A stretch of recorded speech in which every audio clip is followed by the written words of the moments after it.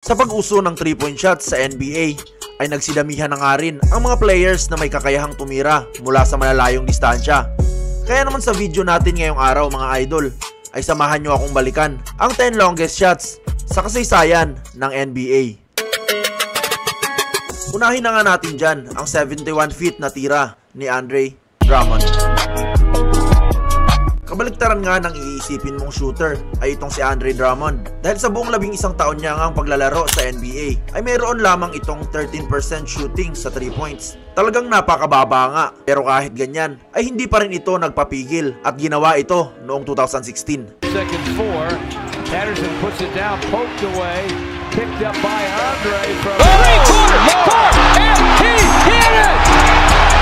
3/4 ng court o 71 feet nga ang nagawang tira dyan ni Andre Drummond mga idol. Hindi lang yan, dahil buzzer beater pa ito para tapusin ang third quarter.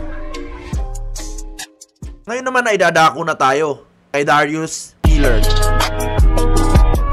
2018 nga nang magawang gulati ni Darius Miller ang crowd ng Warriors. Natambakan man sila, ay handa naman si Miller na bahagyang bawasan ang lamang bago matapos ang first half gamit ang tirang ito.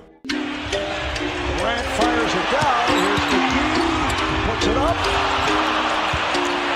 And that is the end. Talagang hanep mga idol. Ginawa niya pa yan laban sa greatest shooter of all time na si Stephen Curry. Ngayon naman ay susunod na natin si Vince Carter. Nakilala mang dunker sa kanyang buong karera sa NBA, ay hindi nga masyadong napansin ang pagiging matinik na shooter ni Vince Carter, pero pinatunayan niya nga yan sa pamamagitan ng tirang ito. Ongoing pa rin ang up to 6,000 bonus na ipinamimigay ni 1X sa inyong first cash-in. Hulaan kung sino ang mananalo sa laro sa PBA, NBA, FIBA o sa kahit anong liga ng basketball. At kung tama ka, ay magkakapera ka, kaya i-click na ang link sa comment section at ilagay ang promo code sa ibaba ng screen.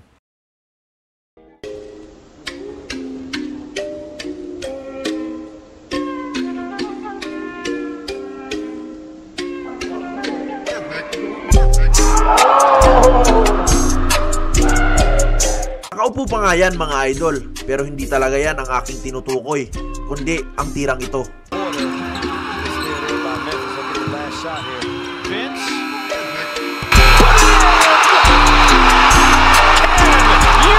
72 feet nga ang tirang yan mga idol para tapusin ang third quarter. Ngayon naman ay dadako na tayo kay Zoran Vlahovic. Kahit limot man ng mga fans ang kanyang pangalan, ay baka pag napanood nyo ang ginawa niyang tirang ito, ay tumatak na siya sa inyo.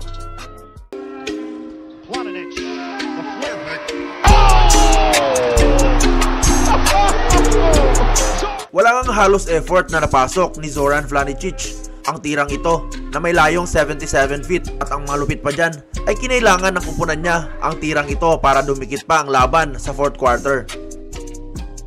Ngayon naman ay susunod na natin si Ziaire Williams.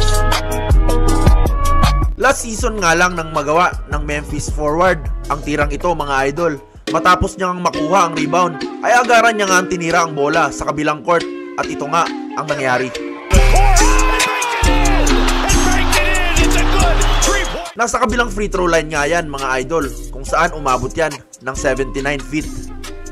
Pero bago ang lahat, ang video na ito ay hatid sa atin ng 1xBet, ang #1 legit betting site na pwede kang tumaya at manalo kahit nasa bahay ka lang.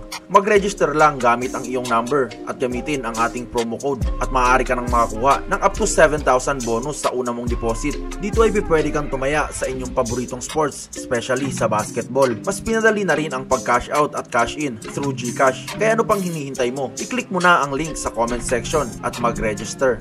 Ngayon naman ay dadako na tayo kay Herb Williams.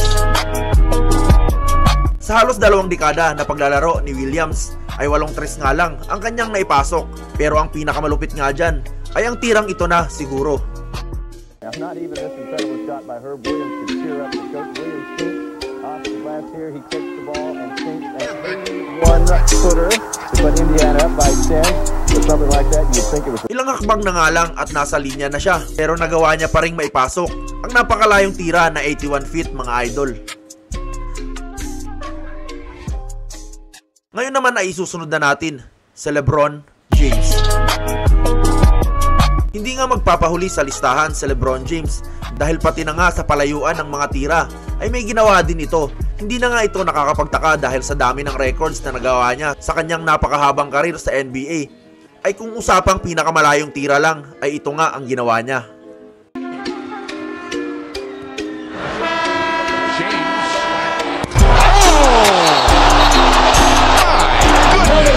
Ang kamangha-mangha pa nga dyan ay naitabla niya pa ang laban sa pamamagitan ng 83-footer niyang tira. Pero kung dyan pa lang ay naaangasan na kayo, baka mas maangasan pa kayo sa tira niyang ito. Actually, let me just start like that. Whoa! Are you guys rolling on this? Parang sumapi dyan si Stephen Curry sa katawan ni LeBron James. 5 magkakasunod na whole court shot nga ang kanyang nagawa. Ngayon naman ay dadako na tayo kay Magic Johnson. 1987 playoffs nga nang bigla tayong pasikatan ni Magic Johnson dahil sa kanyang mga pasa. Pero hindi nga pasa ang pinakita niya sa puntong ito, kundi ito. Well, you don't want to go down 30 if you can avoid it.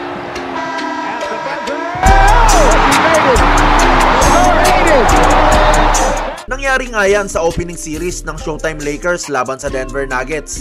Yan nga rin siguro ang dahilan kung bakit na-sweep nila ang Denver Nuggets at magpatuloy patungo sa championship.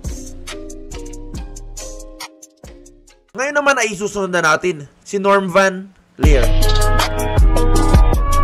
Huwag kayong madismaya mga idol kung wala akong maipapakitang video sa tirang ito ni Norm Van Lier. 1977 pa kasi nang magawa niya ito, kaya naman walang footage. Pero ang magpapatunay naman sa kanyang nagawa ay ang record na longest 2-point shot sa kasaysayan ng NBA.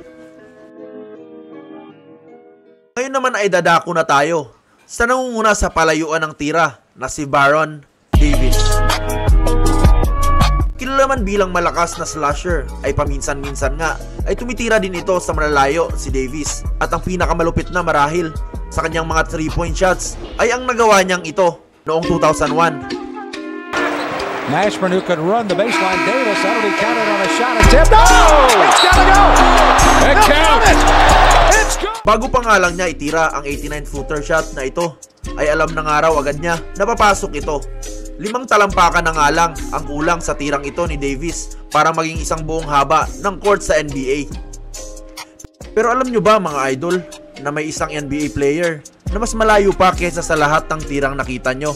Ang player na ito nga ay walang iba kundi si Jay Crowder. Panoorin nyo na lang to mga idol.